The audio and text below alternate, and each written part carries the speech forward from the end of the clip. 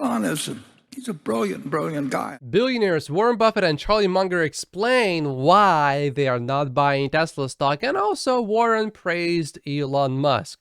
Warren achieved 20% annual compounded return since 1965, so I like to pay attention to what Warren says. You once mentioned that you would prefer to hire someone with IQ of 130 who believes it's 120 over someone with IQ of 150 who thinks it's 170. I understand that you were referring to Elon Musk. Well, yes, I think Elon Musk overestimates himself, but he is very talented. He's overestimating somebody who doesn't need to overestimate to be very talented. And I think that alone also makes it difficult to really gauge how talented and how smart Elon Musk really is. Perhaps Charlie is right, and perhaps Elon Musk is overestimating himself, but what if he is not? To overestimate yourself, you have to not have much self-awareness. And Elon Musk said this on April 7th, "I am dumb more often than I would like to be." Does that to you sound like someone who lacks self-awareness? There's a Bill Maher program, about a week old, maybe 2 weeks old, but he interviews Elon, and Elon does a terrific job, toe-to-toe with Bill Maher, who it's worth watching. And Elon he's a brilliant guy, and I would say that, he might score over 170, but his dreams have got a foundation. He would not have achieved what he has in life if he hadn't tried for unreasonably extreme objectives. Before I made my first million, I read things like, if you don't aim at anything, meaning you aim at nothing, you will hit it every time. If you don't have a plan, you plan to fail. The harder you work, the luckier you get. And now that I made my money, I can confirm that is largely true, although I would like to add one thing. I think everybody gets lucky, but it's how you take advantage of that luck. If you're not ready to take advantage of that luck, then nothing good will come out of it. I did not expect this video to get 62,500 views, Elon explaining the Tesla stock buying opportunity. If all of my other videos sucked, then this wouldn't have helped the channel much. He likes taking on the impossible job and doing it. We're different. Warren and I are looking for the easy job that we can identify. Yeah. If we can do it playing tic-tac-toe, we'll do it, I mean... We have a wholly different way of going at life. The whole way, yeah. But we don't want to compete with Elon in a lot of things. I mean, we don't want that much failure. Yeah. It takes over your life, and I mean, in a way that it just doesn't fit us. But there are going to be, there have been important things done by Elon already, and it requires. Fanaticism isn't the word. Yeah, it is the word. Okay. Well, it isn't quite the word, but it's a dedication to solving the impossible, and every now and then it'll do it. But it would be torturous to me or Charlie. I like the way I'm living, and I wouldn't enjoy being in his, but he wouldn't enjoy being in my shoes either.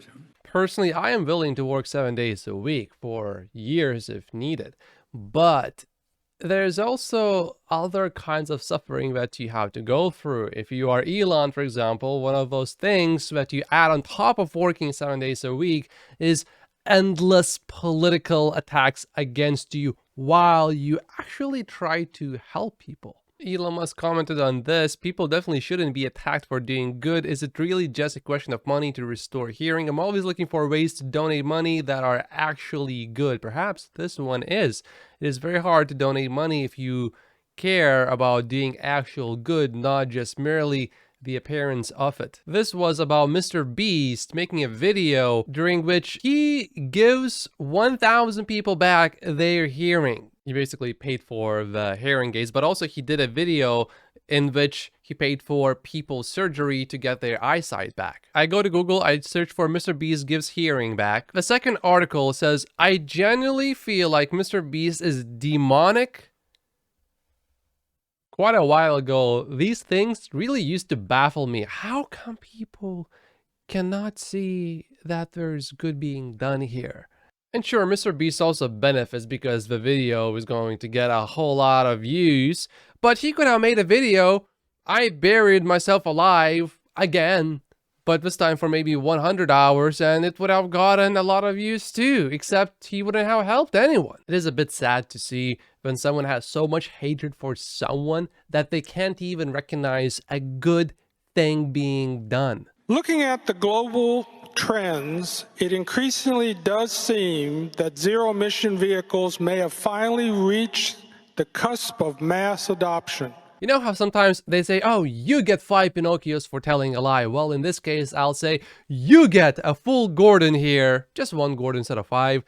Because using the word may instead of clearly will is a bit ill-informed. In Europe, in 2035, you will no longer be able to purchase a new gasoline-powered vehicle. And if you think from first principles, the obvious choice is electric vehicles. Number one, they actually use up all of the energy for the most part, instead of just using 20% of the energy that is used by gas-powered engines to move a vehicle forward. Most of the energy just goes to heat. And because electric vehicles have less parts, these vehicles will actually be cheaper in the long term. It is a long-term inevitability for all of the vehicles to go zero emission. Sure, there will be some enthusiasts that will still stick to a gasoline-powered vehicle unless it's illegal, but that will be as common as people using Kodak cameras today. Do you see any opportunities in this space, either in specific vehicle manufacturers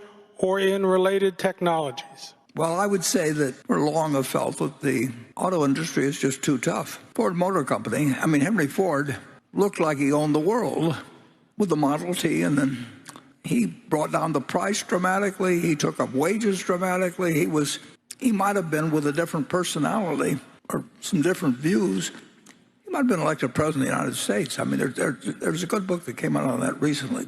20 years later, they were losing money, and they had a guy with a gun in his pocket, I think Harry Bennett, that was running the Ford Motor Company. It was on its way to the junk heap when the whiz kids came in, and Henry Ford II, Hank the Deuce as they called him, brought in Tex Thornton and my friend R.J. Miller and a few people. I was reading the other day, actually, the 1932 annual report of General Motors, and it's one of the best annual reports I've read. It's a totally honest, assessment of exactly where they were. They had 19,000 dealers then, and the population, as I mentioned earlier, was about 120 million or so. And now with 330 million people, all brands in the United States have like 18,000 dealers or something. It's just a business where you've got a lot of worldwide competitors. They're not going to go away. But many will certainly be near bankruptcy, and some will go bankrupt, although that really just means they will be restructured. GM went bankrupt in 2009, but it's still around. Tesla currently still has a huge lead, and that lead, I believe, will continue for a reasonable amount of time, but eventually competitors will come in, but that is going to be a long time from now. The thing that excites me in the long term, though, is full self-driving, and not so much electric vehicles, although electric vehicle business for Tesla is going to be extremely profitable. And the moat around full self-driving is going to be a whole lot bigger. And as long as Tesla continues at this kind of speed of innovation that it currently is on, the costs will continue to be lower, and they will be lower than everyone else's. And as long as Tesla can do that, it will still keep winning for a long time. It looks like there are winners at any given time, but it doesn't get you a permanent place. Although, as I mentioned, I would say Ferrari is in a special place, but they only sell 11 or 12,000 cars a year.